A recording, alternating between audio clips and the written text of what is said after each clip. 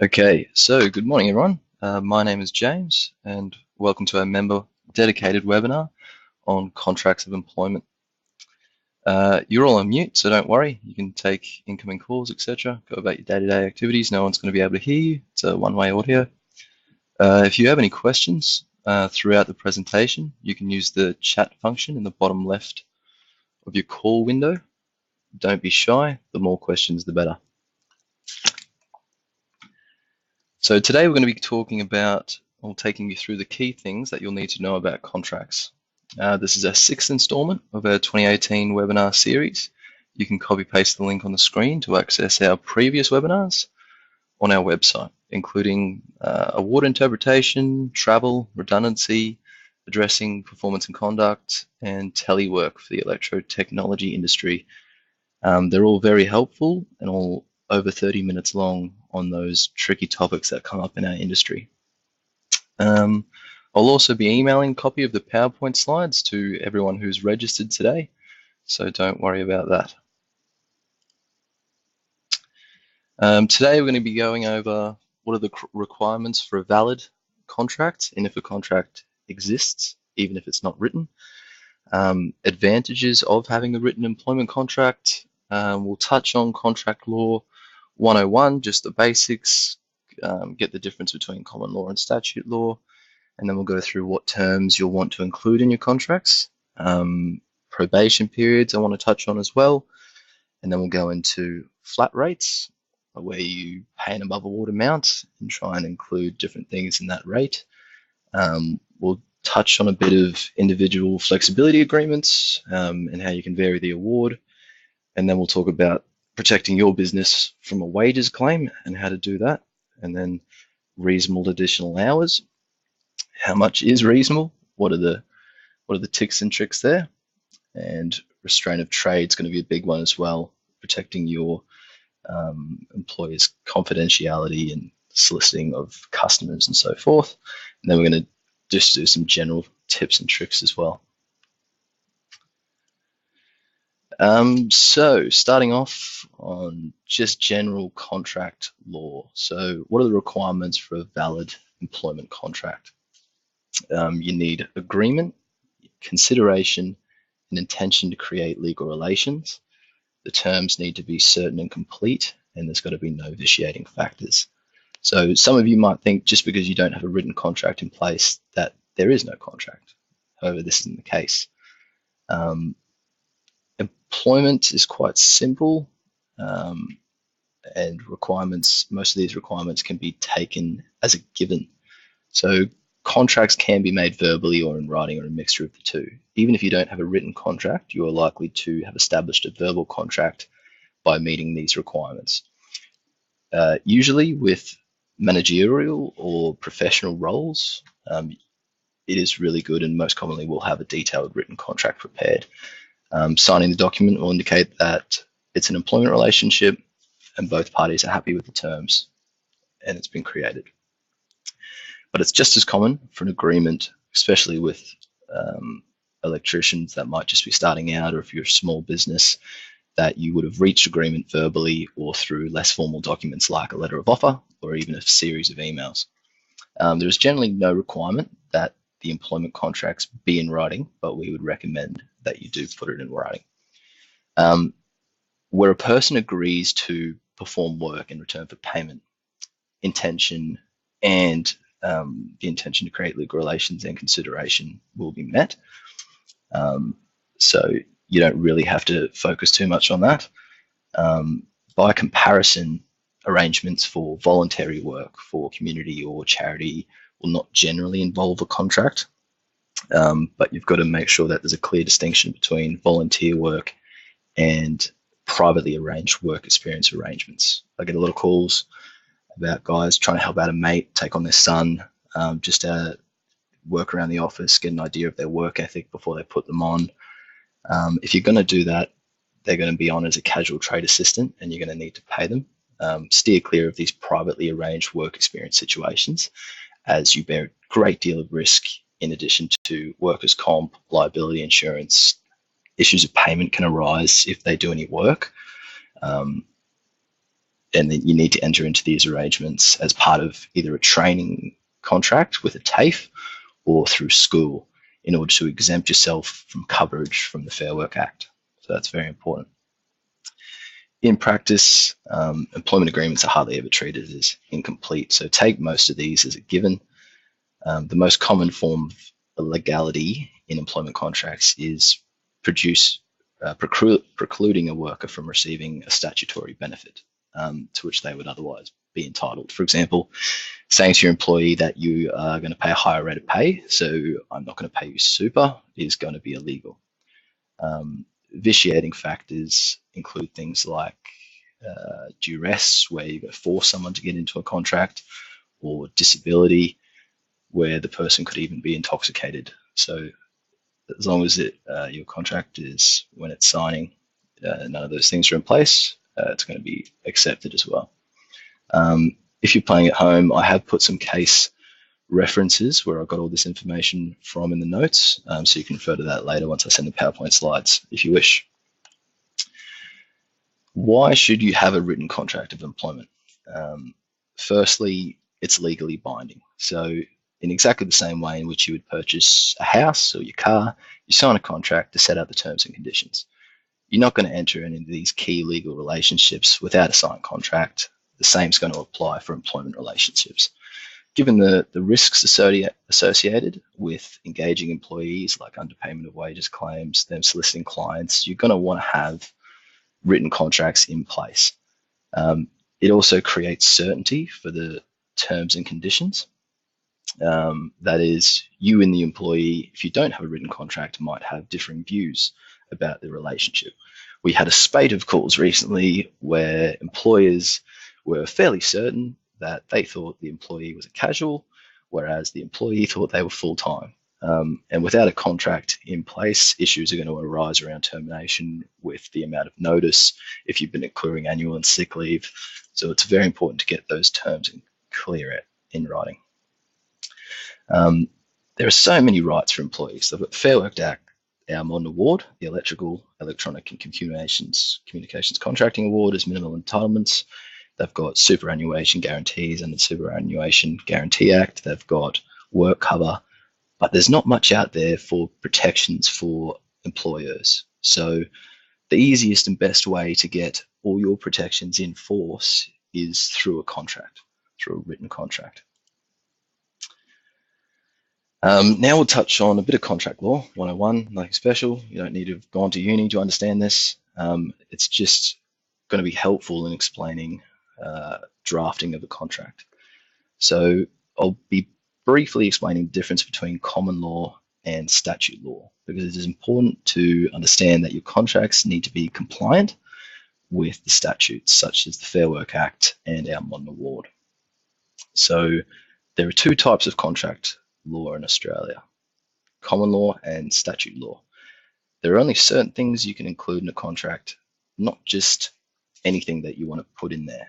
So common law is the law made by judges when cases are decided. So for example, if you're going to go face an unfair dismissal claim from an employee, you would go along to the Fair Work Commission, and the commissioner would make a decision.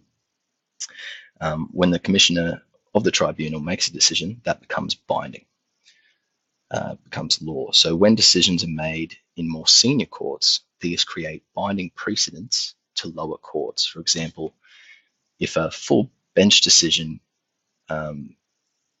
full bench unfair dismissal decision would have binding precedents on the lower courts as well, you would refer to that higher court case. Contrarily, statute law is the law made by Parliament. A good example is the Fair Work Act 2009, which sets out all of the rights and obligations under employment relationships. Australian law will contain a mix of statute law and common law, as common law is how the statutes have been interpreted. But remember that statute law always beats common law. For example, if the Fair Work Act says employees must receive 4 weeks of annual leave, you cannot put in your common law contract that employees will receive 2 weeks annual leave. It's less than the entitlement under statute. Our modern award also imposes a set of minimum entitlements that electrical workers are entitled to. Most of you will be familiar with the travel allowances, and you cannot contract out of those. Sham contracting, I also want to touch on. We'll be doing a full webinar on this because it's quite a broad area, but I just want to make sure while I've got you here that you've got your guys set up on employment contracts, not contracts for service. So the difference between employees and contractors is sometimes confused. Just because they have an ABN doesn't mean that they're a contractor. There are tests that the courts will apply, the control test. So the aspect of control being exercised over how the duties are performed, the directions of when and where to attend work, and the extent of the work to be done. If you're controlling all those aspects of this relationship and they're supposed to be a contractor, it's looking more like a contract of employment. And you need to be careful there because you'll be not paying super, not paying work cover, and there's a potential for an underpayment claim. The multi-factor test is also widely used throughout case law. Things like supplying tools and equipment. If you supply the tools and equipment, it's looking like an employment relationship. If they work the standard hours, if they work 38 hours a week, 7.6 hours a day, you tell them when to come in, when to leave, it's looking like an employment relationship. If you as the business incur a loss from the job, not the contractor, it's looking like an employment relationship. Who's responsible for defects, the contractor or you, and the subcontractor should have a right to subcontract an aspect of their work. So if they don't, it's also leaning towards employee relationship. Insurance and annual leave and sick leave are also going to play a factor. There's no set number of factors that you tick these 5 and it's going to be a contractor or an employee. It's always case by case basis. A good tool to start off with is the ATO decision tool. I've got the link up on the slide there. Feel free to copy paste that in. I wouldn't rely solely on that. It's a good reference point to start though. If you guys are in a bit of a grey area about which way it could go, feel free to give us a call and we can talk through the relationship more in depth. Express terms of the contract. So big slide. This is really important, what you want to include typically in all your employment contracts. It's better to have these written contracts with these express terms outlined. It helps set out clearly the duties and obligations of the employee and the employer can expect in the relationship.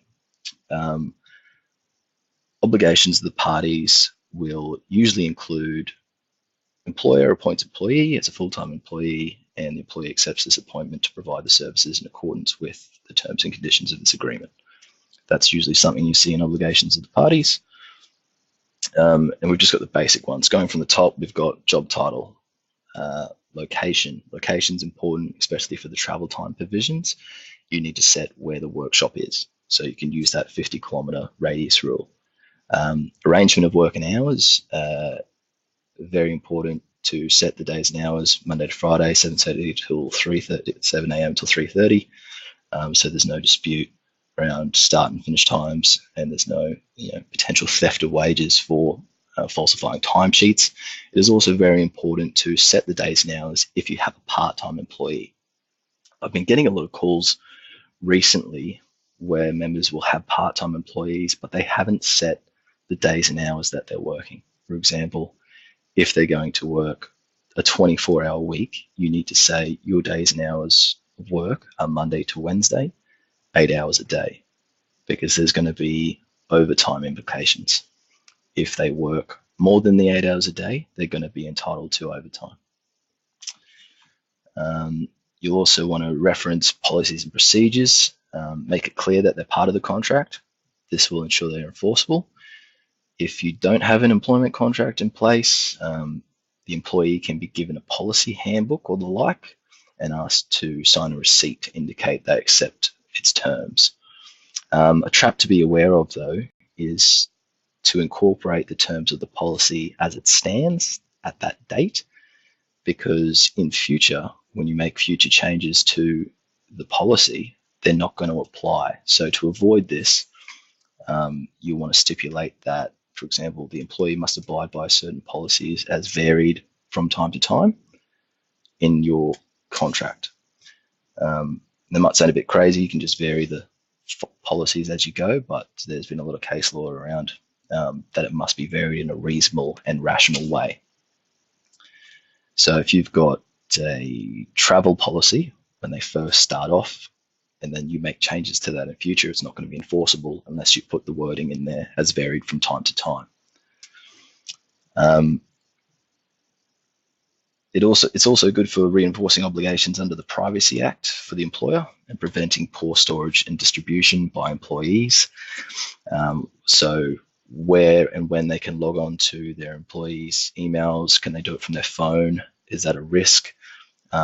And you also want to touch on conflicts of interests and reinforcing their duty of fidelity, which we'll touch on coming up. You should also be included that any arguments or disputes are had about whether the employee's scope for skill and competency. So it's good to have classifications from our award in there so they know exactly what they're doing, and there can be no dispute around what their job actually is when you direct them to go do something else. A reference of entitlements to the national employment standards is very important as well. So that's going to include things like maximum ordinary hours of 38 a week, parental leave entitlements, personal carers leave, 10 days sick days, 10 days sick a year, long service leave. If you're in Queensland, you're going to want to sign them up to Q leave. Notice of termination and redundancy pay is also good to include in there. Requests for flexible working arrangements, annual leave, community service leave, and the Fair Work Information Statement. Now, the Fair Work Information Statement is one that typically gets left off in inductions, but it's been enforced since 2010. So if you don't know what the Fair Work Information Statement is, it's pretty much a summary of the national employment standards in a PDF that you can easily download from the internet. Just type in Fair Work Information Statement, and it's a requirement that you give all employees this statement when they start. There is a $51,000 max penalty if you fail to supply this information. So it's important that you do supply the worker with that. And the reason we do it is so the employee knows what their entitlements are as an employee. So classification and hourly rate, we've talked about. Just make sure you do specify that they're operating under the Electrical, Electronic and Communications Contracting Award, and they're going to be a grade 5, which is an electrician, and their scope of duties will consist of this. We have template contracts for pretty much every occupation that we've come across so far for electrical workers. We've got full-time, casual, part-time. We've even got clerical contracts and apprentice contracts as well. So to save you time drafting your own contracts, feel free to get in contact with us and we'll send those templates out. And if you want to make any variations to those templates and send it back to us, we're happy to look over them free of charge. And usually we'll get it back to you within the day. All right, implied terms. So these, there's an extensive list of implied terms, but I've just grabbed the main ones that will come up, that I see coming up a lot, and they don't necessarily need to be stated for it to apply. So these are things that have happened in common law previously. The main duties are you've got an obligation to provide a safe system of work. The employee must obey orders, the duty of obedience.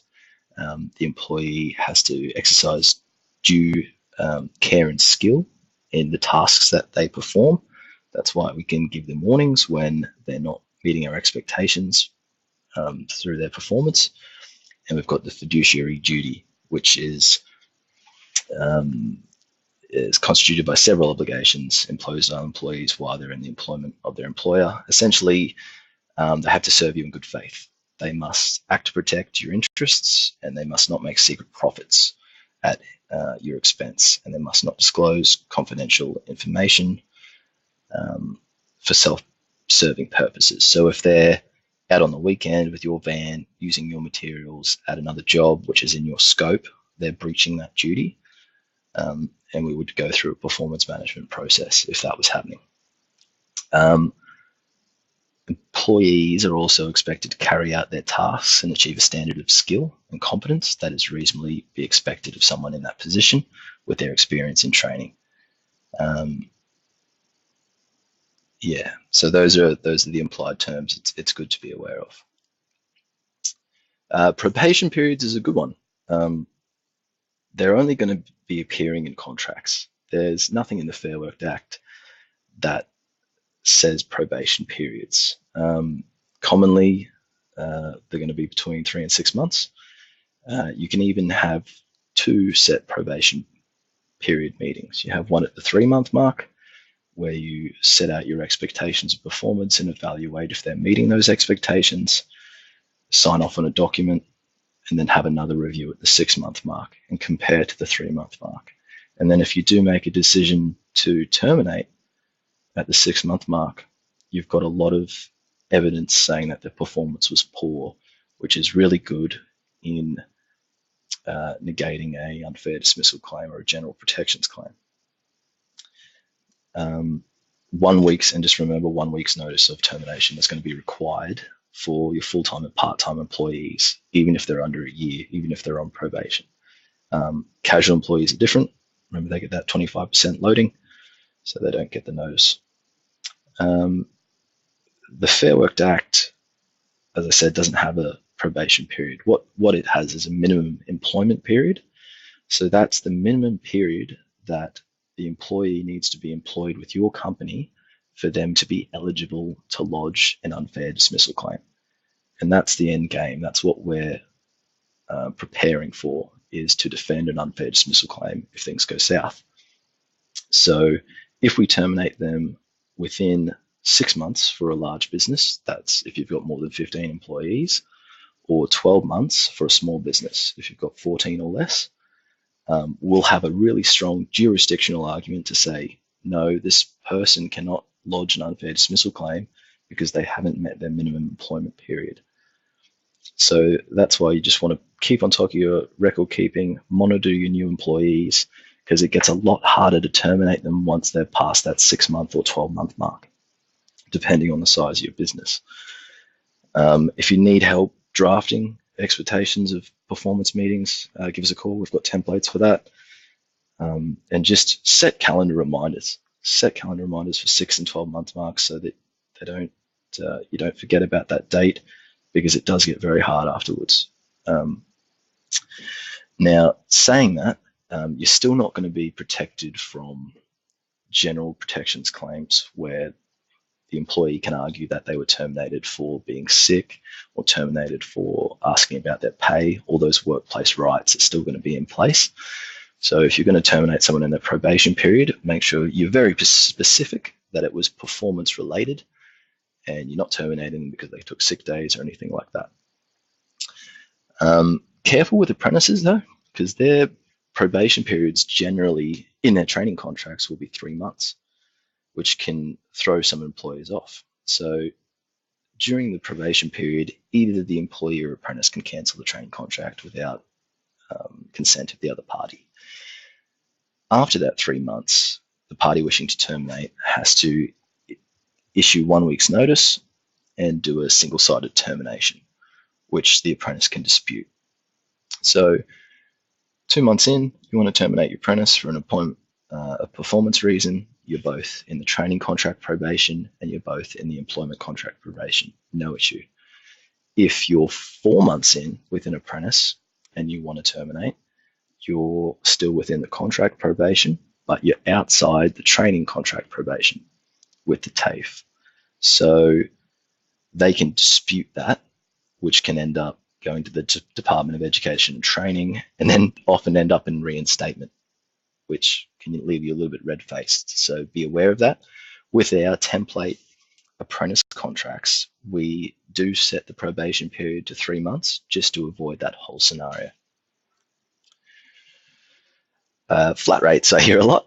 Why don't I have to pay these penalties or overtime rates? I'm paying my guys a flat rate. which commonly is referred to an all-inclusive rate. So if you want to do this, you can. It makes it a lot easier for the payroll person of the business, but you need to assess the working arrangements against the award conditions. So what I mean by that is the first thing you need to do is calculate what they're entitled to under our electrical award. So license allowance, tool allowance, industry allowance are going to be all included, travel allowance, annual leave loading, you can even do that, which is the 17.5% on their 4 weeks annual leave. And to some extent, you can even include a regular overtime component. But you just need to figure out the value of all of those things under our award and make sure that you are paying them more than that. It's as simple as that. They just need to be better off overall. So you can load those components, but you need to be specific about what's included in their hourly rate. So in your contract, you would have a clause of the like, your remuneration is $35 an hour, inclusive of the tool allowance, the industry allowance, the license allowance. Those are the all-purpose allowances. They're always going to be in there. The travel time allowance for presenting to work each day, the start and finish on the job allowance for starting and finishing on site up to 50 kilometers, and annual leave loading. And you want to be specific to write down what is included in the rate so you've got no dispute in future about a possible underpayment claim. You'll hear Jordan and I rattle on about a case called the ECOB principle. It's Paletti versus ECOB. The issue was directly considered by full court. An employee named Mr. Hunt was employed by Mr. Paletti as a foreman in a horse racing stables back in the 1900s at a Warwick farm. Mr. Hunt previously worked for another trainer, and his new employer agreed to pay him what he had been being paid, plus an extra $50. The employee made a claim for amounts due under the horse training award for an underpayment of wages, overtime, annual leave, and public holiday entitlements. And the employer didn't have a leg to stand on because he couldn't prove that any of the payments that he was making to this employee were for those specific things. They were able to link some evidence to payments for annual leave and ordinary hours, but there was no evidence for any specific portion of the additional cash payments with respect to public holidays or overtime. So he ended up having to pay this employee $116,000 in back pay. And that was a lot of money back then.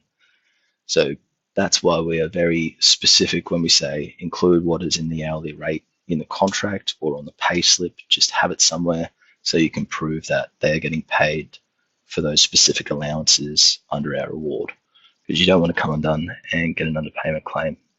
Remember, the onus of proof is always on the employer. It's unfair, but the employee can say, you haven't paid me 100 hours of overtime, and if you don't have the records of timesheets and pay slips to be able to say, no, you didn't do 100 hours of overtime, then you're going to have to fold to their claim in most instances. If you actually, before we go on, if you need record keeping information like timesheet templates, payslip templates, we've got all that. And remember, you do have an obligation to keep all that information for 7 years under Section 535 of the Fair Work Act as well. Varying award terms. This is a good one. Commonly, I will get individual flexibility agreement requests about lunch breaks is the most common one I get. So these can alter arrangements for when work's performed, amount of overtime, penalty rates, allowances, leave loading. But it's very important that you put them in writing and express how the terms are being varied and why the employee is better off. It's another one of these better off or overall tests. So it's a written agreement used by an employer and employee to change the effect of certain clauses in the award or agreement. It is used to make alternative arrangements that suit the needs of the employer and employee. It just can't suit your needs. It has to be both better off for each of you. You can't use one to reduce or remove an employee's entitlement, under statute, as we talked about before, and an employer has to make sure that the employee is better off overall. Look at the financial and non-financial benefits of the employee as well, and as the employee's personal circumstances. Both parties need to agree. No one can be forced to sign an IFA. Employees have a right to refuse to agree, and that's protected by general protections, as we talked about before. This means that they can't be discriminated against or treated adversely for refusing to agree to one, and they may be ended at any time by written agreement between an employer and an employee by giving the appropriate notice, which is 13 weeks. So it's a pretty formal agreement to have in place. As I said, we get a lot for working through lunch breaks.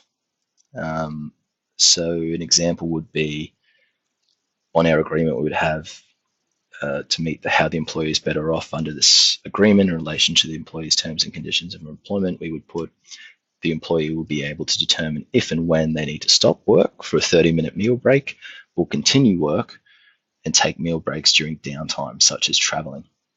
Employees will be able to finish work up to 30 minutes earlier as a result of not stopping work for a meal break. So there's your non-monetary benefit for the employee, but it's also good for the employer because you're having a shorter day. But for the purpose of clarity, employees will be required to identify the start and finish times and any meal break taken. So with that agreement, if you're going to do that and the employees are keen on having a shorter day, your record keeping requirements need to be spot on. If there's misconduct for an employee deliberately misrepresenting their timesheet information, would just put in place a disciplinary action, go through our warning process, and probably look at terminating that individual flexibility agreement with notice as well. So I've got a template for that. If that's a common issue you're having in the business with employees skipping meal breaks, let me know and we can look at maybe putting one of these in place. Protecting the business from a wages claim. So in order to prevent wages claims, you need to outline the conditions of employment, express, as we said, any overall award wage appropriately, what allowances are included, keep the records. Leave without pay is a good one to include as well. If someone goes on leave without pay for a long period of time, it can actually disrupt their continuity of service. So it's good to have that all recorded. And a clear position description included in your contract in one of the schedules is excellent in reducing classification disputes about what they can and cannot do and what you can order them to do and not to do, as disputes can often arise in this. Employers have the ability to give lawful and reasonable managerial directions which are in the scope and competency of the employee's abilities. There was a case where someone high up in a university directed a lecturer to sit on reception for a couple of days. The lecturer disobeyed this order and said, no, it's not in my skill and competency. It went off to court and it found that it was within this lecturer's skill and competency, and that actually included that sometimes you may need to sit in this position. So you just need to be very specific about that in the position descriptions. The good reason to do that as well is about the status of the employment relationship, just making sure that the employees know they're full-time or part-time or casual, and just make sure you keep accurate records of that as well, including general information about pay, hours of work, leave, individual flexibility agreements, and why you ended the employment. All right. Reasonable additional hours. So if your guys are contracted on a 38-hour week, but they're inherently working 45 hours a week every week, that might not be reasonable. So for the wage they're on. So you could be paying them the correct minimum wage under a 38-hour week, but because they're always working 45, for example, under a salary arrangement, there's going to be an underpayment of wages. So if you're going to get them to work reasonable overtime, you need to factor the value of that overtime into their rate of pay. Section 62 of the Fair Work Act provides that an employer must not request or require an employee to work more than a specified number of hours in a week, 38, unless the additional hours are reasonable. Now, when they're looking at reasonableness under Section 62(3), the factors they look at are health and safety from working the additional hours, the employee's personal circumstances. That may include family responsibilities, if they've got care responsibilities, to pick their kids up from daycare, that sort of thing. The needs of the workplace in which the employee is employed. So if you regularly do shift work, then it would be reasonable to ask the employee to do shift work because that's the type of work you do. Whether the employee is entitled to receive overtime, penalty rates, or other compensation or a level of remuneration that reflects an expectation of working additional hours. That's when they're working the 45. Make sure they're getting paid for 45. Any notice given by the employer of any request or requirement to work the additional hours. So you need to ask your employees in advance, at least a week in advance, any notice given by the employee of their intention to refuse the additional hours. So the employee needs to come back to you as soon as reasonably practicable that they cannot work the additional hours. The usual patterns of work in the industry or part of an industry are also taken into account when assessing what's reasonable. So being electrical contractors, our work's going to vary a lot, and courts are understandable of that. The nature of their role does include a lot of call-outs, so that's reasonable as well. And whether their hours are worked in accordance with the averaging terms. Those are 38 hours a week or 76 hours over 2 weeks, 156 in a month, so forth. And we've got a first question. So if you have a contract that includes a motor vehicle policy and the agreement is for them to pay the excess, for example, $500, and then you can deduct it from the wages. This is verbal. Okay. Yeah, so it's getting into if you can offset the amount with a payment. So going back on our travel allowances, we've got travel time, start, finish on job, and motor vehicle. Okay, no deduction for, is that like a car crash, Janelle? Yes, okay. So if the employee is going to crash the work vehicle and there's an excess insurance payment, under the Fair Work Act, there is no ability for an employer to automatically deduct from wages unless the employee agrees to it. So if you went to the employee and said you were negligent in driving, and it was also agreed upon by the insurance company that it was the employee's fault, you can go to the employee and ask for them to contribute to the excess payment. You can't force that they do, but if they agree, then yes, they can pay for that excess payment. Good question. Just make sure that you get that agreement in writing.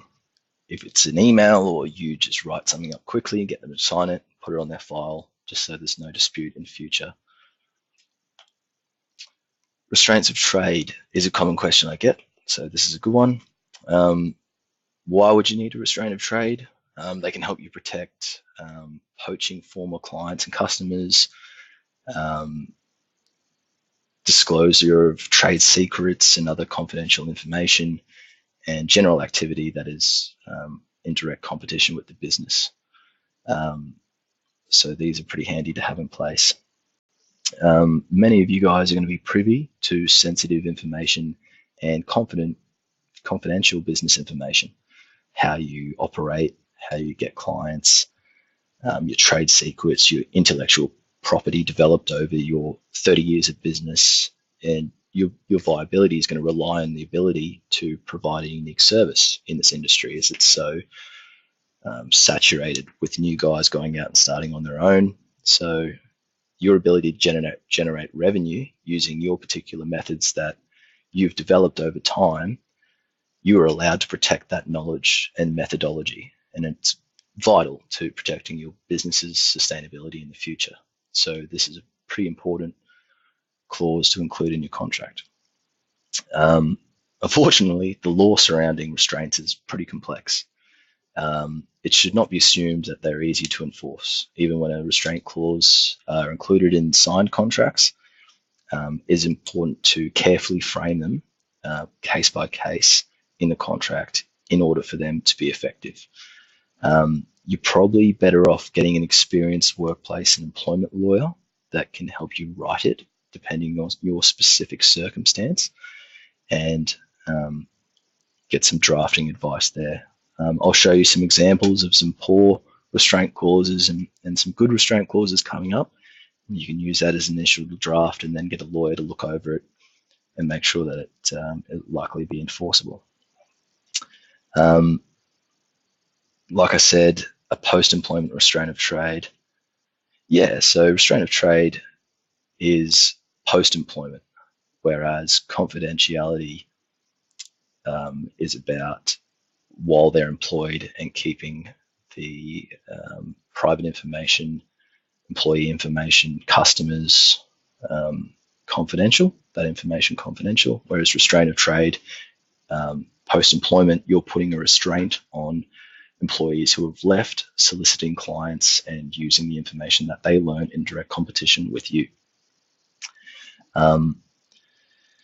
First, the employer must show that it has a legitimate interest in imposing the restraint. Second, the scope of the restraint must be no wider than is reasonably necessary to protect that interest. A restraint of trade clause will only be enforceable if they are necessary to protect your legitimate business interests. You cannot get away with restricting the liberty of someone to earn a living and exercise their chosen trade any more than is strictly necessary to protect your business interests. So an employer cannot impose a restraint merely to protect itself from competition. Legitimate reasons: the employee has access to confidential information and may be in a position to use that to the employer's detriment. For instance, if I went off to our competition and started doing webinars, the employee's work involves personal contact with the employer's customers and may be able to use that connection to entice customers away.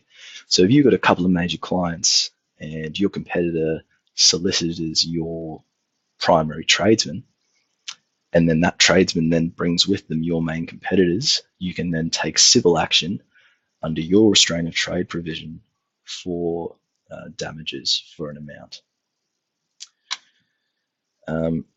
So we'll go to an example of a poor restraint of trade. In the event of Earthforce introducing to the client any member of Earthforce's workforce and the client engages that member directly, regardless of the circumstances or conditions under which that engagement occurs, the client agrees to pay a fee within 14 days. So you can see straight away that there's no time limit there on the restriction. It's only a payment fee within 14 days. They've got no within 12 months, within 6 months, you're not solicited. There's no limit on capacity, so they've just said client or member directly. So there's no limit there. And there's also no limit on the duration of that engagement. A good example would be, which I pulled from Hartley's v. Martin. So you can see that there, what if I've got a pointer? Yep. So you've got a period of 3 months after termination, including resignation. So that's specific. On account of any other person, firm, or business, so it's got some capacity, performs the service of an electrical contracting nature for any client without prior consent, or solicits, entices away, interferes with. So that's very good. 12 months as well. So that would be an example of a good one. Feel free to, once I send you the PowerPoint slides, copy paste that and use as a draft. Maybe put some specific elements of your restraint in there, and you might want to get that checked over by experienced employment lawyer as well, just to make sure it is enforceable. Cascading clauses are probably more commonly used, but it doesn't mean that they work more often. A cascading clause goes from greater to lesser alternatives. So you might start off with the area of 250 kilometers for 3 years. You might not work. So for in the range of our workshop, 250 kilometers away, for 3 years, you cannot work as an electrical contractor. That's going to be unreasonable. Now, the idea of a cascading clause is that you have all three in there and it will drop to the next tier. And who determines whether it is reasonable or not is a judge. And most of the time, the courts will hold that it's invalid if it's going to be unreasonable. So you've got to have a legitimate business interest, or you've got to be protecting confidential information. The courts aren't there as a judge, as a referee, so make sure that in the first instance you draft a clause that it is reasonable. So with the cascading clause, the maximum combination of the 250 and the 3 years trying to be held to operate unless a court holds otherwise. When cascading provisions are used, it's best to get in contact with us if you're going to try and implement one.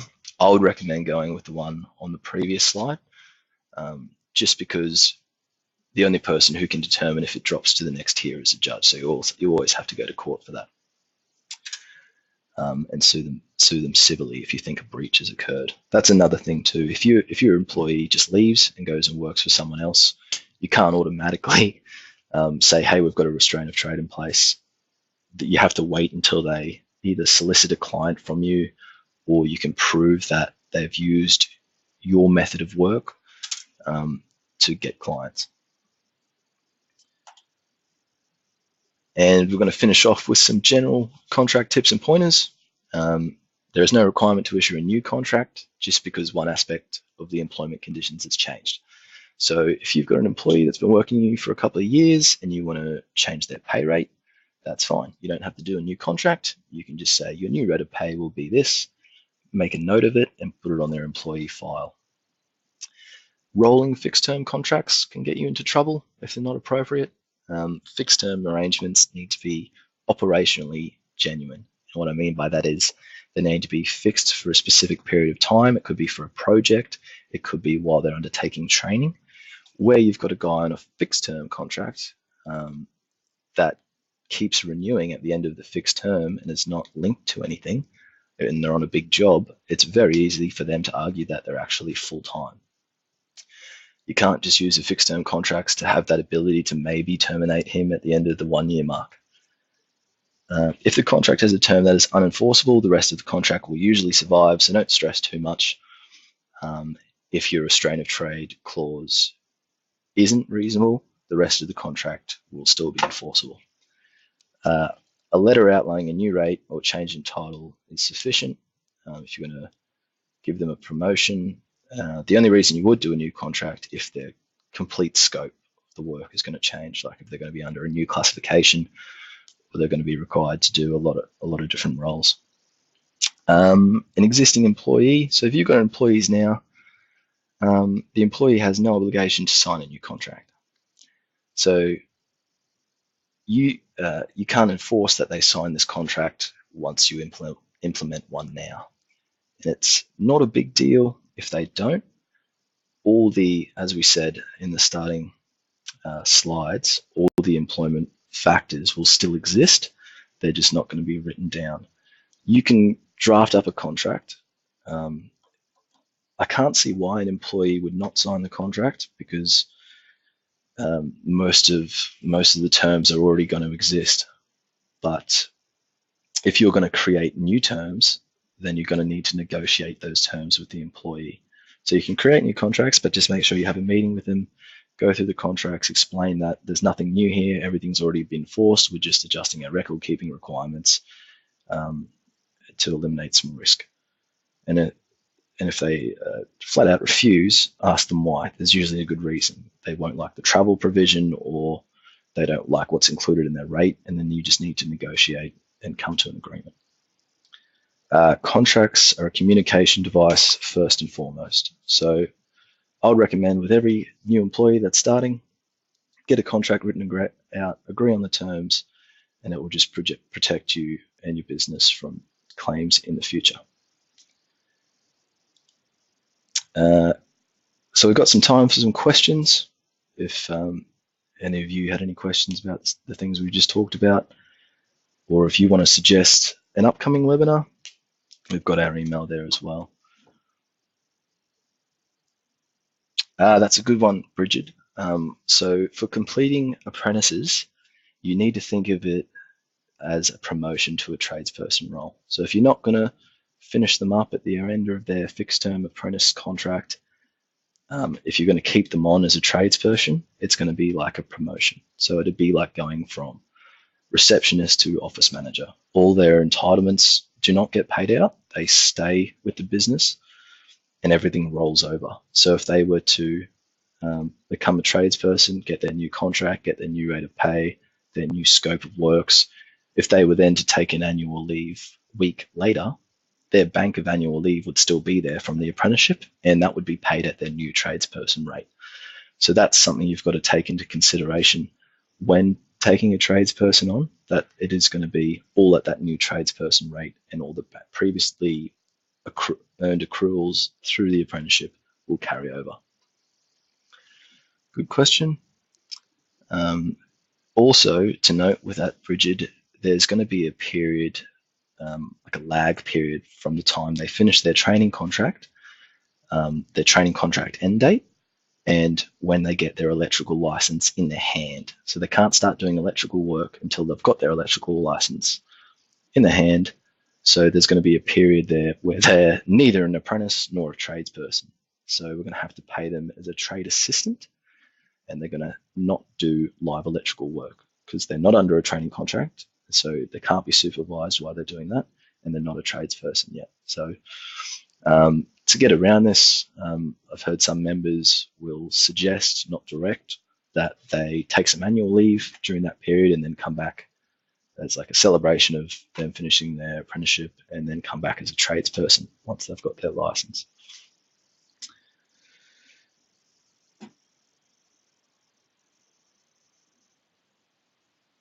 Sure, Ruth. So rolling fixed term as opposed to a fixed term contract. So a fixed term contract would be, we've got a project coming up where we're doing maintenance on switchboards, and it goes for a year. So you draft up a fixed term contract to say your employment with employer is for a fixed term of the length of this contract on this site.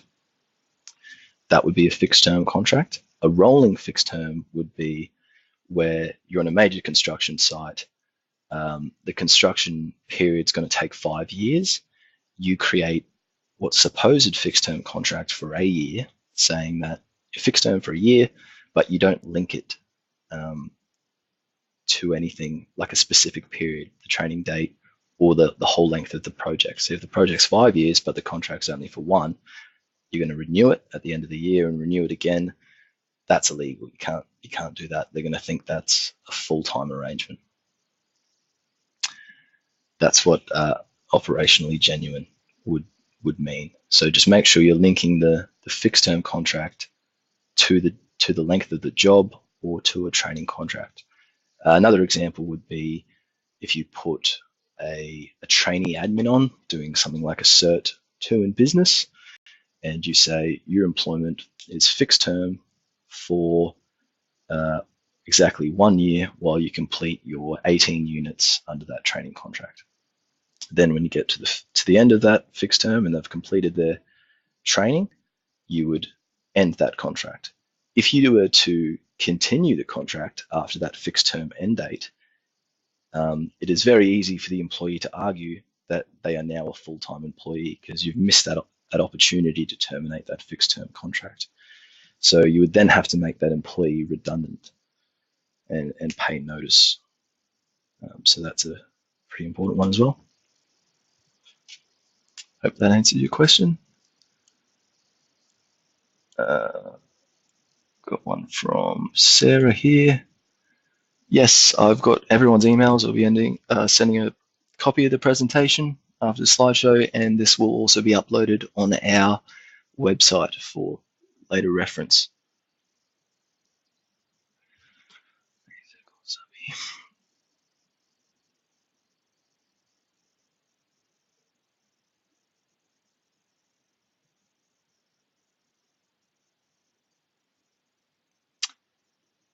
Yeah, so Janelle's question is on a contract of employment versus a contract for services, the old sham contracting.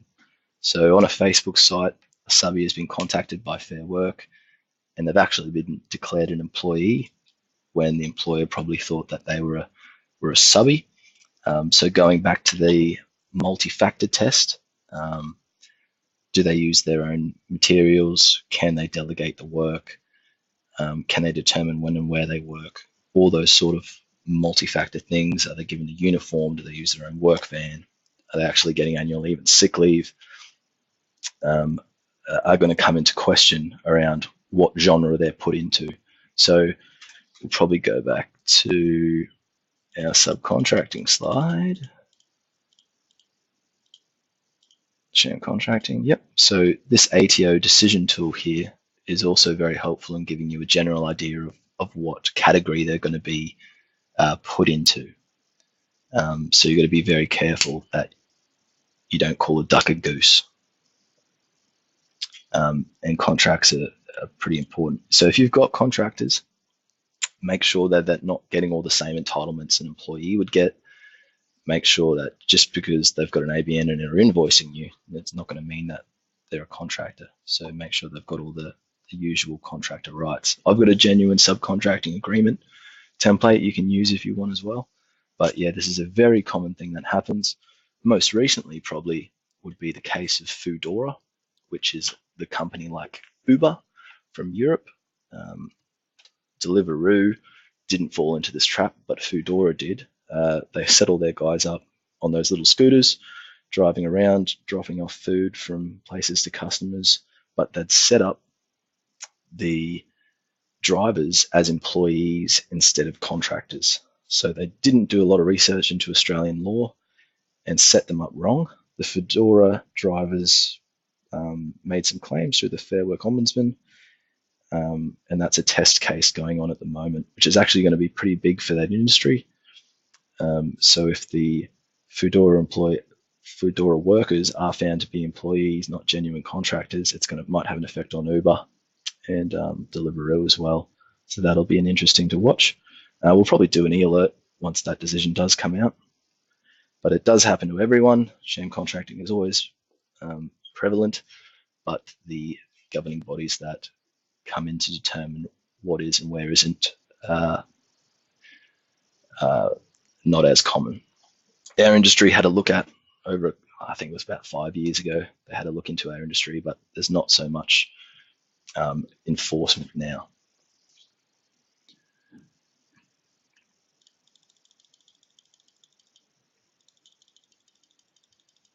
So that's about everything I needed to talk about today. As I said, I'll be sending the slides out.